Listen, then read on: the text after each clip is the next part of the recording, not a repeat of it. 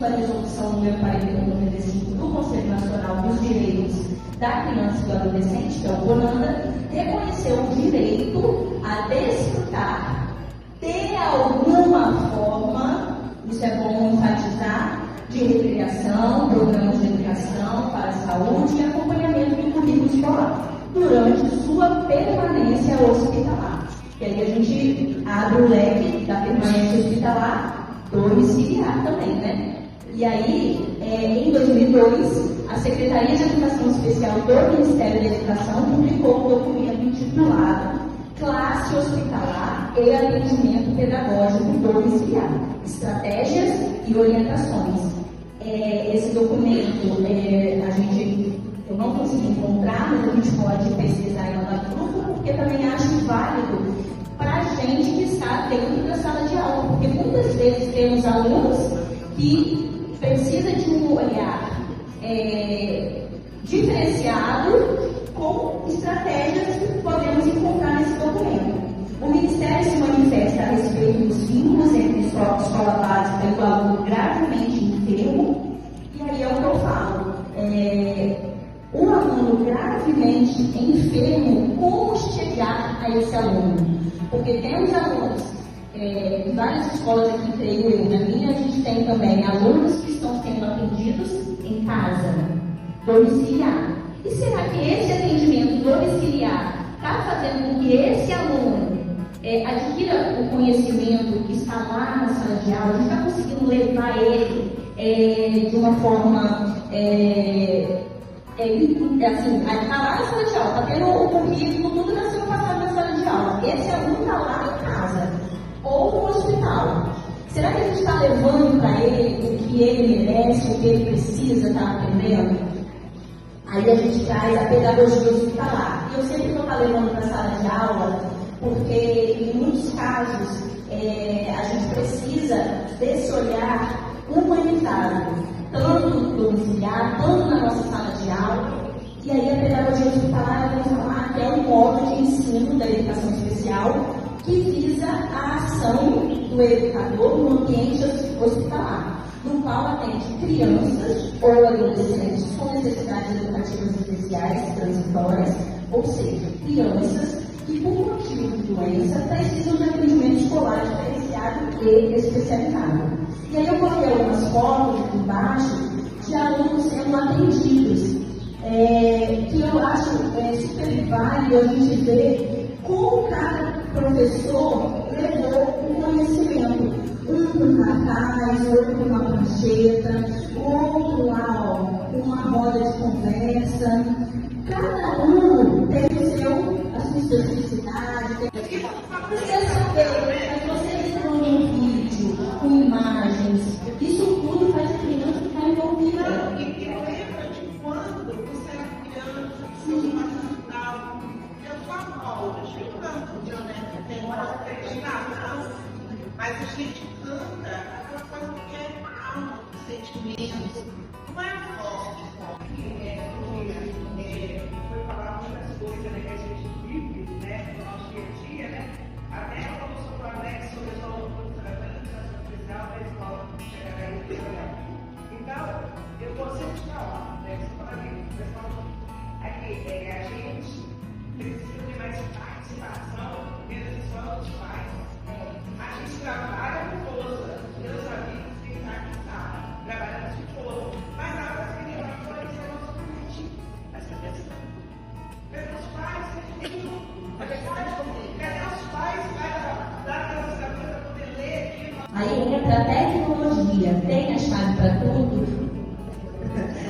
Então, eu atuo na rede da série da educação especial e estou atuando também em Vila Velha na tecnologia educacional. Então, eu vou falar um pouquinho para vocês, que eu tenho um pouquinho de propriedade nessa parte, né, eu sou especialista, e conforme a professora falou que eu vou tentar falar sobre isso, o recurso tecnológico para essas crianças que estão com uma enfermidade, que estão em atendimento domiciliar, que estão acamadas no hospital, internadas, levar um notebook é importante, levar uma atividade diferenciada é importante. Porém, temos que ter um pouco de cuidado, porque às vezes tem um aplicativo que está bombando na escola, todo mundo está usando. Mas será que ele funciona para o meu aluno? Será que vai ser importante para ele? Será que ele vai conseguir atingir o objetivo do planejamento através daquele recurso? Então, assim, muitas vezes a gente pensa que a gente tem que usar o aplicativo e o aluno tem que se adequar para conseguir chegar ao objetivo usando aquela ferramenta. E muitas vezes não é assim. A gente tem que pensar na dificuldade do aluno e depois buscar uma ferramenta que vai atender a sua dificuldade. No caso da professora ali, ela levou o notebook, né? Colocou um joguinho lá, eu acho que era sem internet, né? A gente fala que é o jogo offline, né? O flash, deve ser. E ele não quis jogar, porque ele queria uma atividade impressa, mais manual, né? Então, assim, muitas vezes vai funcionar para um aluno e às vezes não vai funcionar. A tecnologia é uma forma de você ampliar ali o que está sendo ensinado dentro da sala de aula, o que está sendo proposto no planejamento. Mas não é tudo, é só um recurso para somar. Mas é muito importante. Tecnologia também não é só a internet, não é só o notebook, né, o computador, jogos, aplicativo, mas também pode ser uma cama, né, como o aluno está amarrado, uma cama eletrônica que faça uma massagem, que esquente, que esfrie, né? A gente pode pensar também em fazer materiais concretos para o aluno, né, usando um recurso tecnológico manual que a gente fala. Então, assim, a tecnologia é a chave para tudo? Será que é? Então a gente tem que começar a pensar que nem sempre vai funcionar para um aluno, vai funcionar para o outro. E aí, abrindo um gancho, porque às vezes a professora de tecnologia, ela que me fez fazer tecnologia também, após a graduação, e eu estou em Vitória. E aí ela me deu uma sugestão, eu vou passar para vocês, lógico, do jogo Brincando com Ariel. Quem não conhece, quiser anotar, é ótimo para atividades lúdicas dos nossos alunos, alfabetização. Tem vários joguinhos, matemática, português, cruzadinhas. Jogos que ele pode passar de fase, jogos que vocês podem colocar níveis de primeiro a oitavo, a nono, e que eles vão ficar motivados, vão ficar ali brincando e vão estar aprendendo. Eu fiz isso na sala de aula, foi um sucesso, todas as crianças ficaram felizes. Escola deles também. Então, assim, tem muitos jogos que a gente pode estar inserindo para esses alunos estarem aprendendo também. Não esquecendo que a musicalidade também é muito importante. O slide que a Beth passou, ela tinha 3 imagens, né? Usando cartaz, tinha uma roda de conversa, tinha um rapaz tocando violão. Então, assim, tem várias formas de a gente estar levando um planejamento diferenciado no currículo flexível que a gente quer fechar agora para a gente falar para a próxima. Agilizando aqui, a criança é o paciente, né? Criança, quando eu falo criança e adolescente. A doença é o foco. Muitas vezes a rotina dele escolar fica em segundo plano. Quem vai querer pensar em estudar, em adquirir conhecimento quando se está numa enfermidade grave? Mas nós, com o nosso olhar humano, podemos fazer diferente. Leva um aplicativo, um joguinho brincando com a vida, dependendo daquela enfermidade. Um relato que a professora que trabalha comigo, a professora Beth, ela me apresentou essa história quando eu falei para ela, gente, que difícil, não estou conseguindo achar. E teve a professora Sara também, que falou comigo sobre um atendimento domiciliar. Só que aí, quando eu entendi a história do Lucas, eu fiquei muito comovida, mas fiquei muito feliz também. Aí fiquei muito comovida. Por quê? Eu vou falar brevemente e vou botar um vídeo e aí daqui a pouco a gente vai ver. Lucas Sá. Com ele, a comunicação era apenas com os olhos e a cabeça, mas a vontade de levar uma vida normal fez com que o estudante Lucas Sá, da Grande Vitória, superasse as limitações de uma doença degenerativa e aprendesse a ler. Gente, esse aluno faleceu esse ano. Quando eu descobri a história, que eu entrei em contato com a mãe me falou que ele faleceu em abril.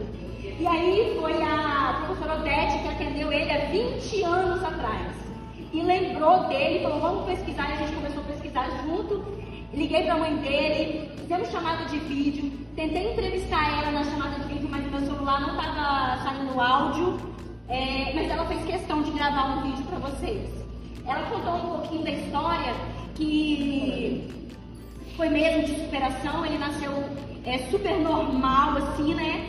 Dito normal, fez todos os exames, uma criança saudável, e com o tempo ela foi percebendo que ele tinha alguma dificuldade e foi avançando para ele chegar nessa parte do aprender com os olhos.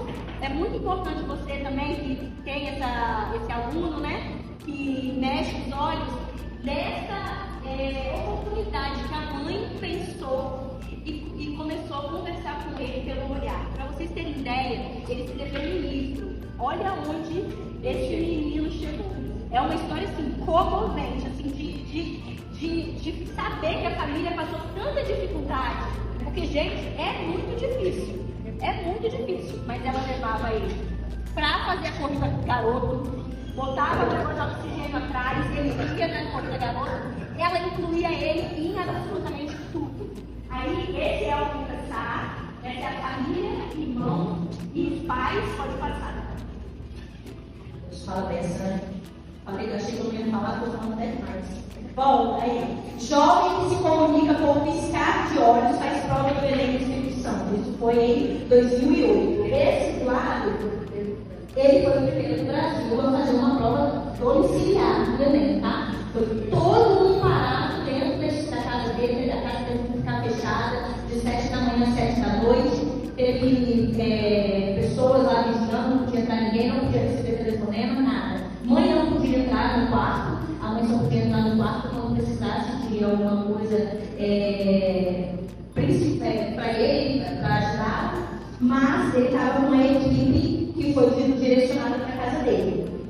Do lado, eu apresento um livro que ele escreveu, a mãe falou que vendeu todos os exemplares, foram 1000 exemplares, só que não tem mais, gente, vocês acreditam?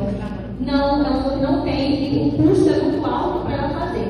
Até perguntei a ela se tinha para ela colocar na internet, porque hoje em dia a gente tem acesso à internet, não tem como fazer manual, os exemplares, vamos colocar esse livro na internet, que esse livro tem que rodar, né? E aí eu apresento para vocês uma nuvem no deserto, testemunho diário do amor e cuidado de Deus, Lucas Saar.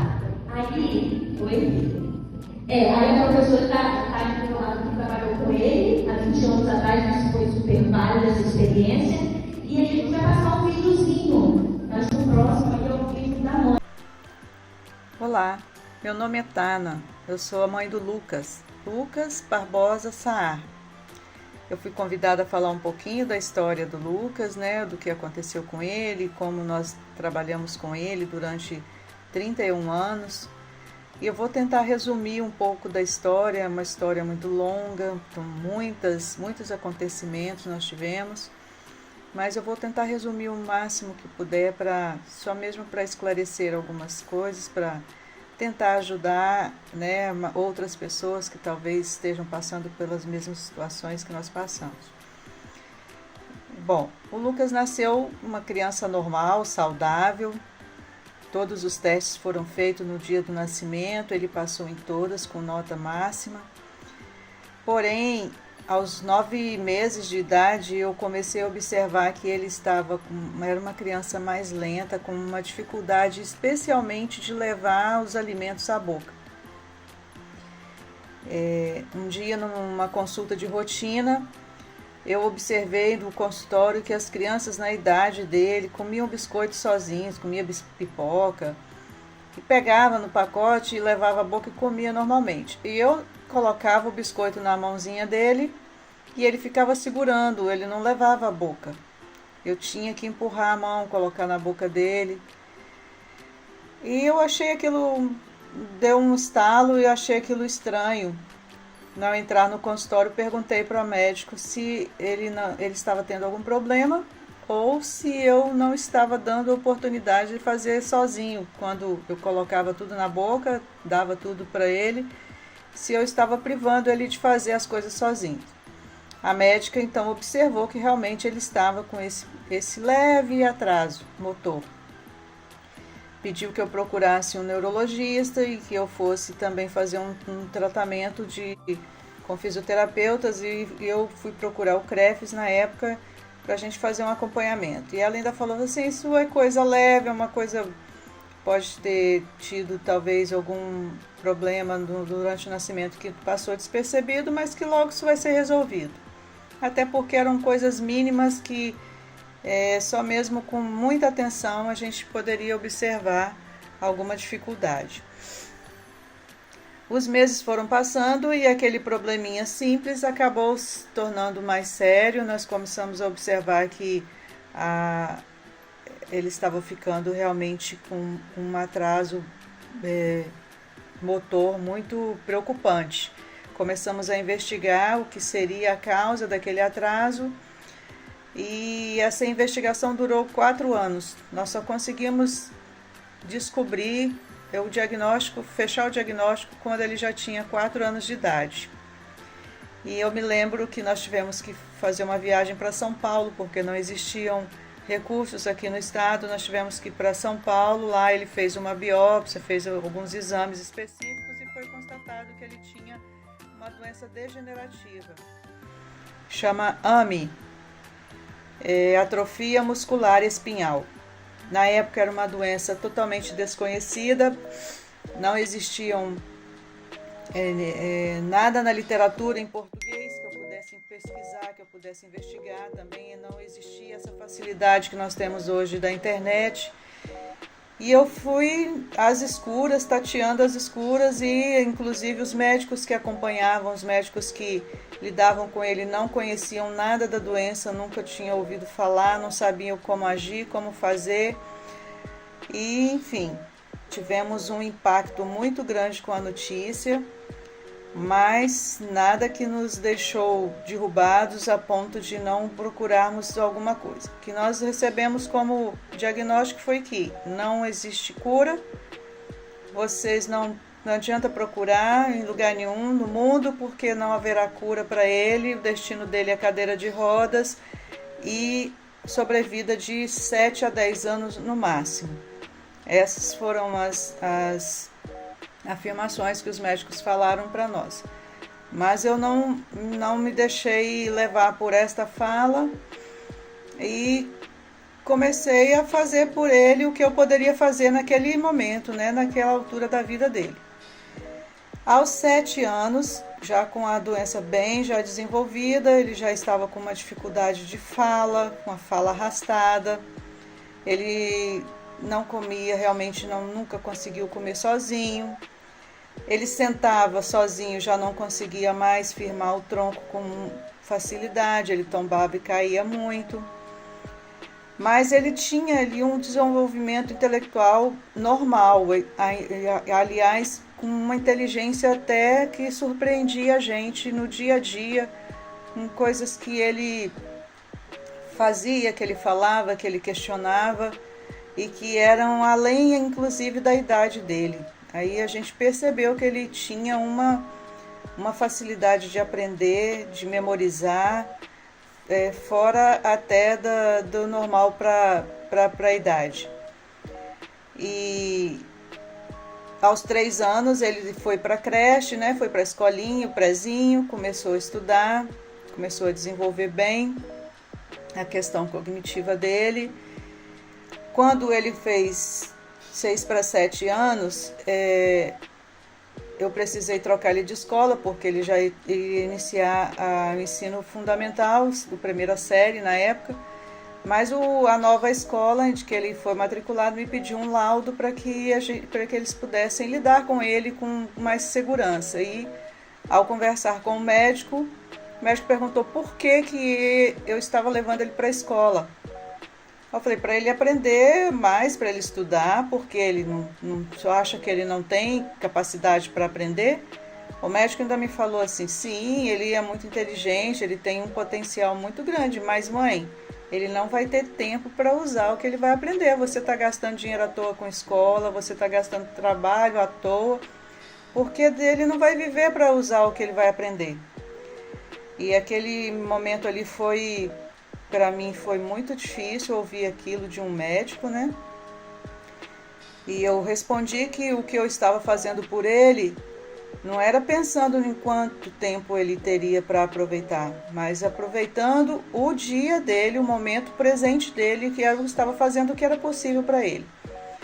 Lógico que aquele médico nunca mais eu voltei e procurei outro profissional dali para frente, mas ele foi para a escola. Com 3 meses na primeira série, ele teve problemas respiratórios muito graves, teve uma pneumonia, foi internado. E nesta internação ele ficou com a dependência de aparelhos para respirar, respirador artificial. Ele não conseguiu mais recuperar a força do pulmonar para respirar sozinho. E ali foi me colocado que a partir dali ele iria viver dependente de aparelhos, internado num hospital.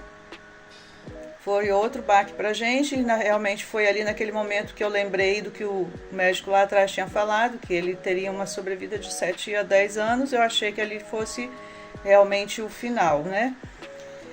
Ele ficou internado numa UTI durante 6 meses, e depois de 6 meses eu descobri que o plano de saúde que a gente tinha estava fazendo um trabalho de internação domiciliar, onde eles levavam os pacientes que não tinham mais condições de se tratar, que não ficavam no hospital apenas para manter a vida, e eles estavam levando esses pacientes para casa para manter em casa, porque além de ser um custo menor para o plano de saúde, também para a família e para o paciente era uma possibilidade melhor de convivência, né, em casa, e em outra situação, além do risco de infecção hospitalar ser bem menor.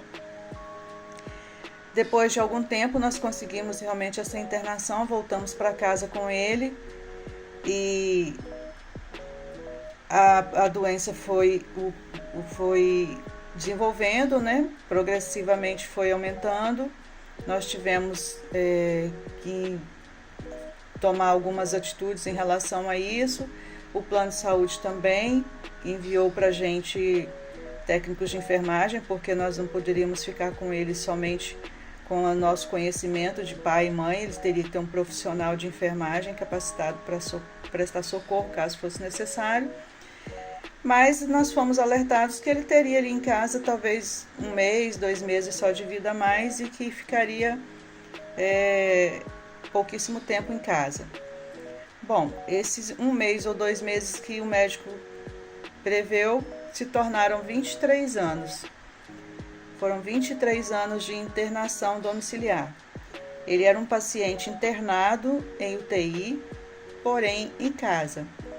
Então nós não tínhamos autonomia sobre ele. Tudo que a gente fazia, tudo que a gente precisava fazer, precisava de autorização médica, precisava de ser decidido juntamente com toda uma equipe profissional de saúde, não era somente o nosso filho. Nós tínhamos que prestar esclarecimentos daquilo que a gente fazia, do que a gente ia fazer com ele. Depois de 3 anos em casa, eu percebi que ele sentia muita falta da escola, ele tinha muita curiosidade, ele sempre gostou muito de ir para a escola, de estudar. Eu li uma reportagem um dia falando assim: todas as crianças têm o direito à escola, todas, sem exceção. Falei, bom, se todas as crianças, sem exceção, têm direito de estudar, então meu filho também tem esse direito e eu vou buscar esse direito dele. E resolvi um dia sair atrás, sem destino, sem saber por onde começar. Entrei no ônibus e fui em direção à Secretaria de Educação para buscar informações a respeito disso, dessas possibilidades. Ainda dentro do ônibus eu encontrei uma vizinha que trabalhava na Secretaria de Educação, conversei com ela, expliquei o que eu estava fazendo e ela me pediu que eu voltasse para casa, que ela ia procurar saber informações para mim. E foi isso que ela fez. Ela voltou me dizendo que existia sim a possibilidade dele estudar em casa, mas que isso era um trabalho que estava sendo iniciado ainda no setor de educação. Não existiam ainda muitas coisas decididas, definidas a respeito disso, mas que a gente poderia procurar junto aos órgãos, o que poderia ser feito. Foi o que a gente fez. A princípio, eu consegui com a APAE, nós conseguimos, né, com a APAE, um profissional de lá começou a vir fazer o trabalho com o Lucas em casa, e foi um trabalho assim no início muito difícil, porque o Lucas tinha a questão cognitiva dele muito preservada, muito aguçada, inclusive, e o professor que veio lá da PAI começou até a fazer um tratamento na época, assim, como se ele tivesse um problema de aprendizado, um problema de dificuldade para aprender. Ele reagiu, ele não gostou, ele teve uma reação de rejeição no início, mas depois essas coisas foram sendo acertadas, a gente foi conversando, a gente foi levando a situação para uma melhora, e ele começou a aceitar realmente o professor da maneira como estava sendo exposta às aulas, mas era uma coisa muito mínima, era uma vez por semana. O professor só vinha aqui uma vez por semana, era um período de 2 horas só de aula, muito pouco, muito mínimo mesmo. E existia uma dificuldade também, porque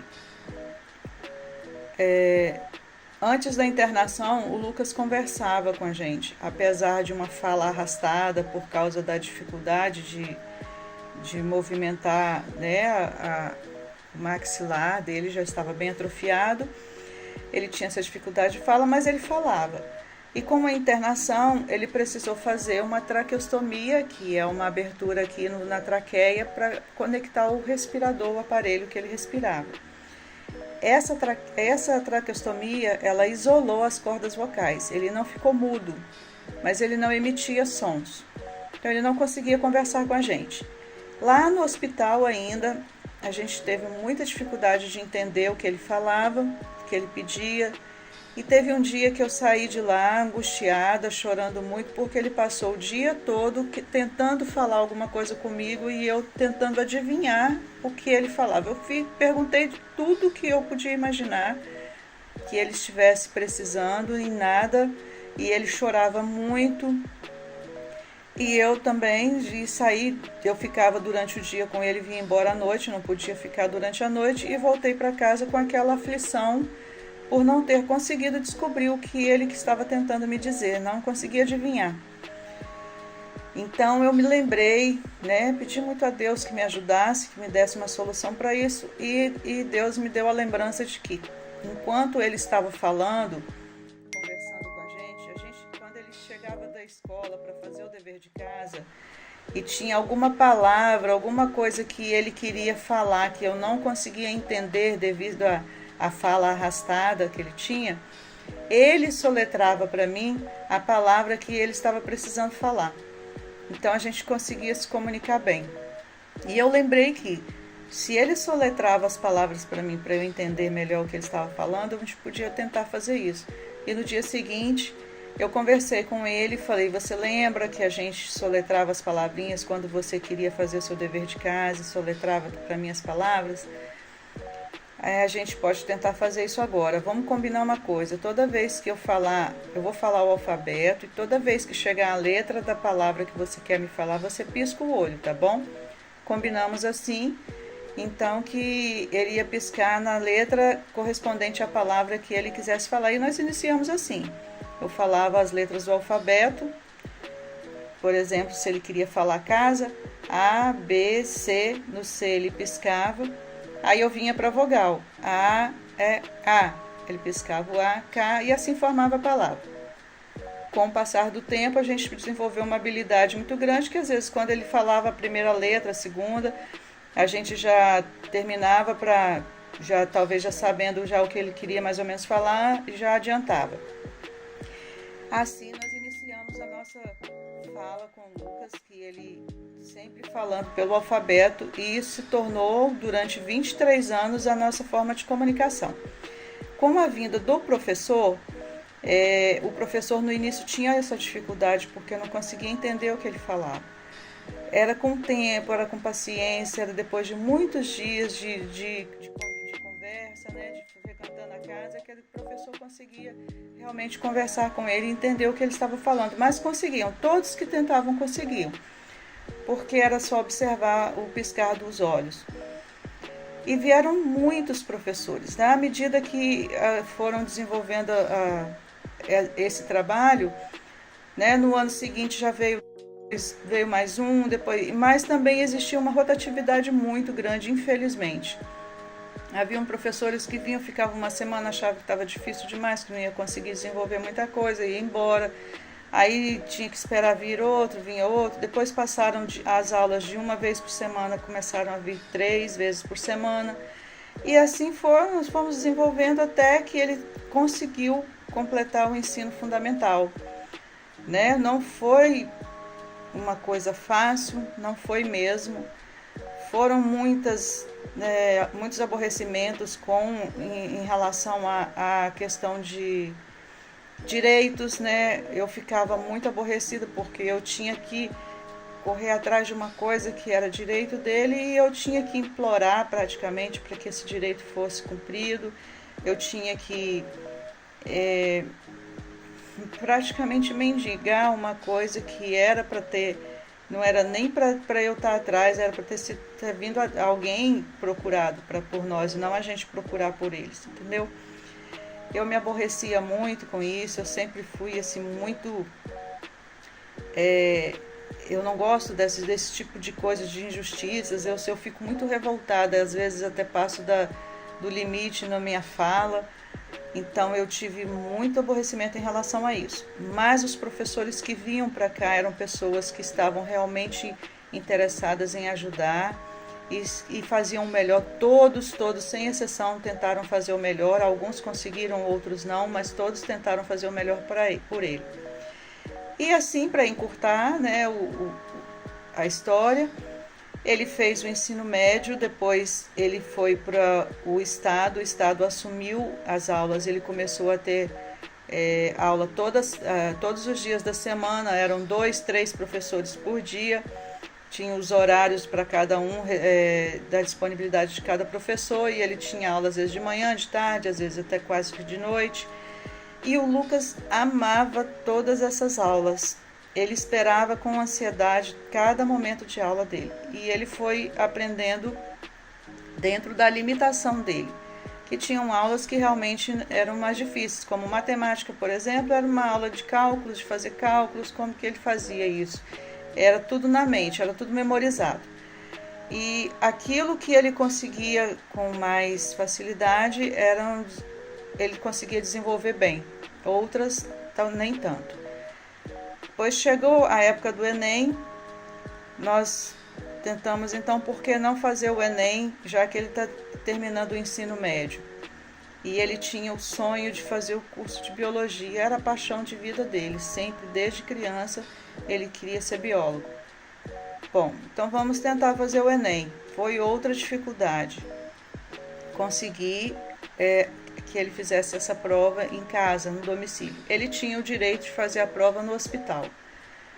E os organizadores do Enem queriam que a gente levasse ele para o hospital para ele fazer a prova. Eu falei assim, o hospital, além de não ser um ambiente adequado, ele não vai ter lá uma tranquilidade para fazer a prova.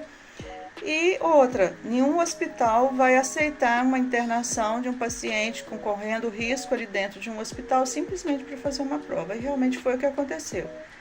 Né? O plano de saúde não concordou, não aceitou. Então nós fizemos uma carta, eu precisei procurar um advogado, o advogado fez uma carta para os organizadores da prova e veio aqui na minha casa uma comissão, eles vieram de Brasília, uma comissão para avaliar realmente a condição do paciente, a condição do domicílio, para ver essa possibilidade de fazer a prova aqui. Depois de muita conversa, de muita troca de informação, de muita entrevista, foi autorizado. O Lucas foi o primeiro aluno no Brasil a fazer um Enem em domicílio. E eu lembro que no dia da prova tiveram muitas restrições. O meu filho mais novo teve que sair de casa, ele não podia acompanhar, não podia ficar em casa. O técnico de enfermagem que acompanhava o meu filho teve que cadastro, se responsabilizando por tudo, né, que ele não podia acompanhar a prova, mas só podia entrar dentro do quarto quando fosse solicitado para algum procedimento que ela tivesse que fazer com ele. Eu tive que isolar a minha casa de 7 horas da manhã até as 19 horas da noite, foram 12 horas, sem ninguém poder entrar, sem ninguém sair. Eu não podia atender telefone, tudo por segurança, para garantir a segurança da prova, como se fosse realmente lá na escola, como estivesse sendo feito na escola. Quem trouxe o envelope com as provas foi a Polícia Militar, junto com os Correios.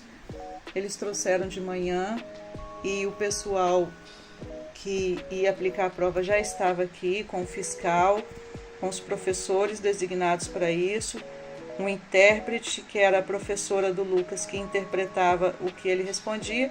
E, enfim, ele fez toda a prova assim, dessa maneira, soletrando, letra por letra.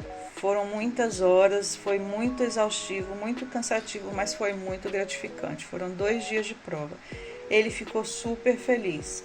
Ele não teve uma nota suficiente para competir com outros alunos em questão de bolsa de estudo, mas ele teve uma nota até boa, entendeu? E a gente, infelizmente, não conseguiu o curso para ele, que ele queria fazer de biologia, por condições mesmo dos estabelecimentos de ensino. Eu procurei a UFES falou que não tinha condições de levá-lo para lá, eles não tinham condições de receber ele na condição dele. Enfim, era mais um direito sendo negado, mais um direito sendo deixado para trás por falta de preparo e por falta de condições. Mas a gente ficou ainda insistindo em algum tempo, em escolas particulares principalmente, eles alegavam não ter condições de recebê-lo na escola, e para estudar em casa eles também não iriam assumir um professor em casa para ele. E as dificuldades foram tantas que o Lucas não desistiu, mas nós desistimos e deixamos as coisas acontecerem, e foi passando, e ele não conseguiu fazer a faculdade que tanto desejava. Mas o Lucas teve uma vida praticamente normal. Nós tentamos fazer com ele, incluí-lo em tudo que a gente fazia. Ele participou nos 2 últimos anos de vida dele, ele participou de corridas de rua. O pai dele começou a participar e começou a levá-lo junto. Ele gostava demais de participar dessas corridas. Nós fazíamos trilha com ele, várias vezes levamos para trilha, a gente ia para a praia, tudo com um respirador atrás, ligado no respirador, tudo com todo o cuidado que a gente precisava ter. Nós aos poucos fomos adaptando o carro, adaptando a casa, adaptando a vida, e fomos nos colocando em função dele. Tudo que a gente fazia era voltado para ele, para a condição dele. Então nós nos adaptamos à vida dele, para que pudéssemos dar uma assistência melhor, uma condição melhor de vida e uma qualidade melhor de vida para ele. E graças a Deus, tudo que nós conseguimos fazer, nós fizemos dentro das nossas condições, né, físicas, e também condições, eu diria, financeiras, né, porque às vezes as coisas eram realmente fugiam das nossas condições. Mas eu tenho meu coração tranquilo de que nós fizemos o que nós pudemos. O Lucas, ele faleceu esse ano, no dia 20 de abril de 2023, com 31 anos de idade, muito além da perspectiva de vida que o médico deu para ele. E a gente sabe que isso tudo se deve, lógico, que à vontade de Deus, mas também há uma condição de vida boa. Ele era muito feliz, ele era muito alegre, não questionava a condição dele, porque ele sabia exatamente como ele era, mas ele sabia que ele podia fazer muita coisa, mesmo com muitas limitações. A gente sempre colocou isso para ele, que mesmo com limitações ele podia vencer as coisas e fazer aquilo que ele tinha vontade, e ele fez. Ele gostava muito de cantar, ele cantava muito, mesmo não emitindo som, ele somente mexia com os lábios, mas ele acompanhava o cantor, cantava muito. E ele era muito amável, gostava de dar conselhos, gostava de conversar, gostava de ler. Eu tenho uma coleção de livros aqui que eu li 1, 2, 3, 5 vezes, vários livros para ele. E gostava de filmes. Então essa foi a vida do Lucas. Com muita luta, muita luta, mas ele teve uma vida muito feliz, muito proveitosa, e a escola ajudou muito, porque se não fosse a escola, ele teria morrido talvez mais cedo de tédio, de depressão, nesse sentido mais, menos, diria, uma pessoa sem utilidade, né, na sociedade. E o fato dele ter estudado, ele se colocava de igual para igual com todos, né, com todas as pessoas na sociedade, com os mesmos direitos. Tanto que depois que ele terminou o ensino médio, ele ficou muito triste, ele ficou muito deprimido, porque ele gostava dos momentos que ele tinha com os professores. E a gente tem muito a agradecer.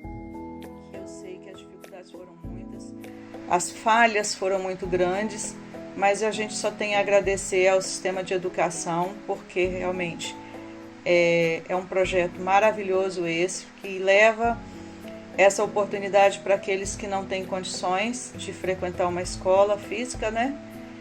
E o meu desejo, e eu quero poder contribuir, se for possível, para que isso aconteça com outros pacientes, com outras crianças, e que realmente todos os professores tenham realmente esse envolvimento e esse carinho por esse trabalho, que é muito gratificante para a gente, para o paciente, e acredito que para o professor que trabalha com isso também. Eu fico muito feliz de estar fazendo esse depoimento. É muita coisa para falar, não dá para contar tudo aqui, eu falei até demais e demorei bastante no meu depoimento, mas nós escrevemos um livro com a história dele, contando do nascimento até a fase que ele fez Enem, todo o nosso trajeto de vida, de luta, foi contado nesse livro. E se alguém tiver a oportunidade um dia de ler a história completa, infelizmente nós não temos mais nenhum exemplar para vender, nós fizemos 1000 exemplares e todos foram vendidos, mas se você conseguir aí com alguém, vários professores têm esse livro, eu sei que você vai gostar. Muito obrigado pela oportunidade, e se precisar de mais alguma informação, se faltou alguma informação, pode me contactar, pode me procurar, estou aqui à disposição. Abraço. Que acompanhou, vai dar um breve relato da experiência dela. Meu nome é Odete, né? O Lucas foi meu primeiro desafio em Cariacica. Eu tinha passado um concurso, nunca tinha trabalhado com educação especial, muito menos. Quando eu cheguei, Edmar, também hoje falecida, minha gerente maravilhosa, falou: Odete, tem isso aqui para você. Beleza, vamos lá, eu sempre fui muito corajoso.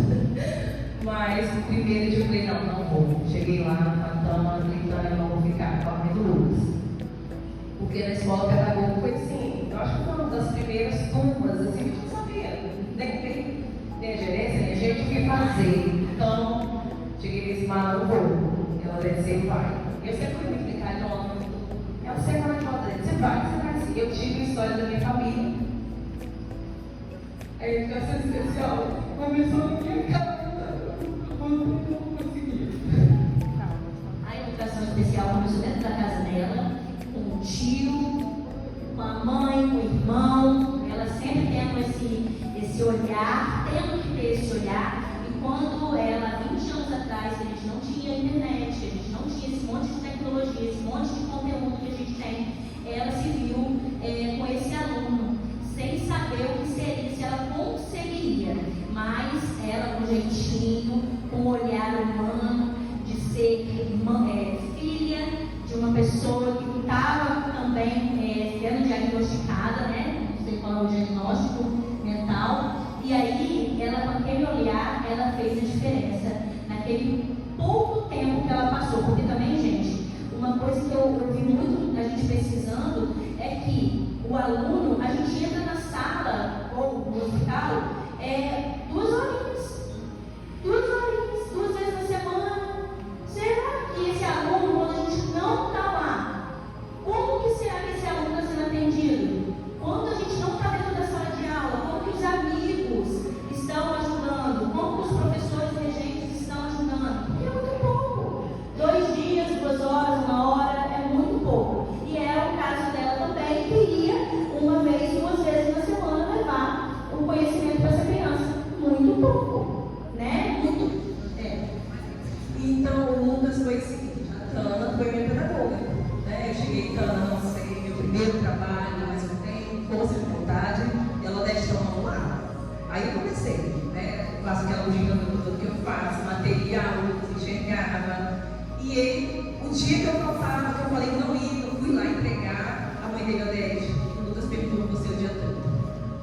O Lucas quer fazer uma árvore de Natal e quer que você faça com ele. Aí pronto. Fizemos a árvore de Natal tudo em inglês, ele queria amar inglês, queria aprender inglês. Tudo com a mãe. Eu falava, a mãe passava, e a gente foi e vencemos esse ano, e foi onde eu aprendi a amar a educação especial já, né? Eu queria aprender, né, pela família. E a mãe do Lucas, essa história, que mudou a minha vida na educação especial, a nossa. E agora vai mudar a nossa, né? Porque cada olhar, cada história, essa aí é uma história de milhares e milhares que a gente tem. Aqui também vocês trouxeram, eu achei que ia ser pouca coisa e acaba assim que a gente quer falar mais, né? E não dá. Então, para finalizar, se for alguma coisa, já dei a fala ali, né? Da gente pensar no nosso aluno com um olhar humano, da gente ir para a sala de aula olhando aquele aluno com um olhar diferenciado, tentar levar uma atividade que alcance, que tenha significado. Enfim, somos professores, temos dificuldades, e eles têm muito mais do que a gente, né? E deixar, né, o nosso agradecimentos com todo o grupo e investigar, pessoal. Tem um novo segmento precisando de nós, professores, pedagogos, que é a pedagogia hospitalar. Então, a gente pode estar abraçando também esse segmento. Né, quem tiver que tocar no coração, comece a estudar, porque vai ser de um grande,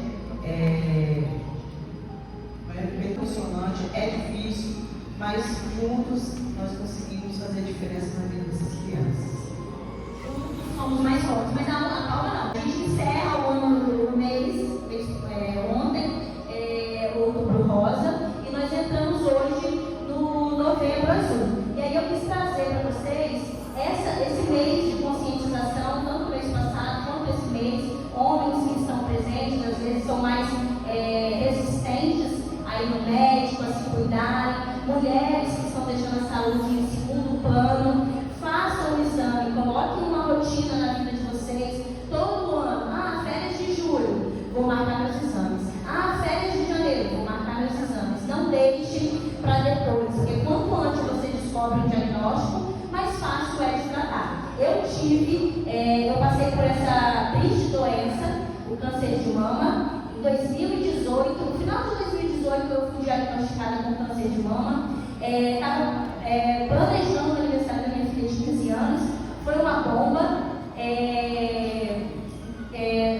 Não falei para ninguém no primeiro momento, porque a gente estava fazendo essa festa. Hoje eu já coloquei esse fone, graças a Deus.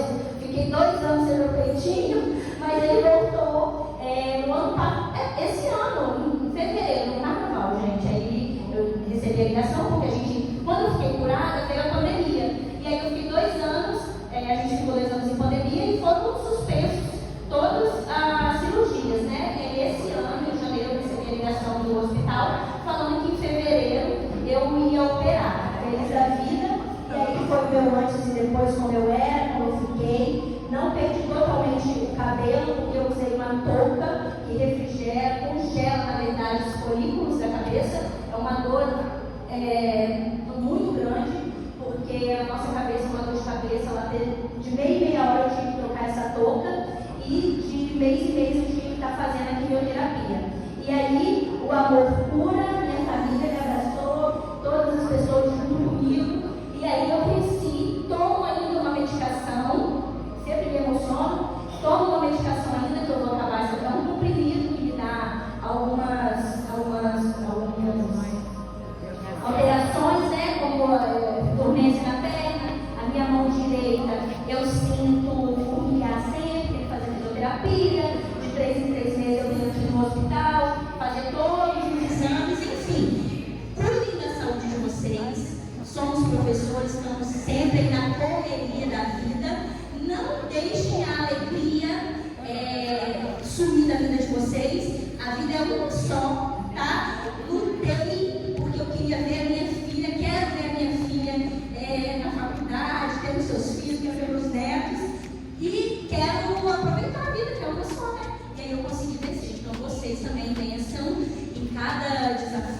em cada oportunidade de vida. Obrigada, porque eu gosto de falar, mas obrigada.